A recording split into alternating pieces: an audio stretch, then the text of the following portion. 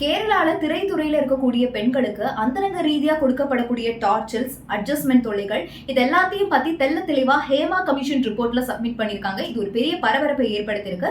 இந்த நிலையில தமிழ்லயும் இந்த மாதிரி ஒரு ரிப்போர்ட்டை சப்மிட் பண்ணும். ஏன்னா தமிழ் இண்டஸ்ட்ரியிலயும் இது ரொம்ப காமனா இருக்கு அப்படின்னு சொல்லி சனம் ஷெட்டி ஓப்பனாவே வந்து எக்ஸ்போஸ் பண்ணிருக்காங்க. அவங்க சொன்னதோட நிறைய பேர் கேட்டிருக்காங்க, இதையே நீங்க முதலையே சொல்லல அப்படின்னு. அப்ப அதுக்கு அவங்க பதில் சொல்லியிருக்காங்க, நான் தான் சொன்னேனே, நான் முதலையே இதெல்லாமே சொல்லிட்டேன், செருப்பால் அடிப்பேன் நான் ஏன்னு சொல்லி நான் கட் பண்ணிருக்கேன்.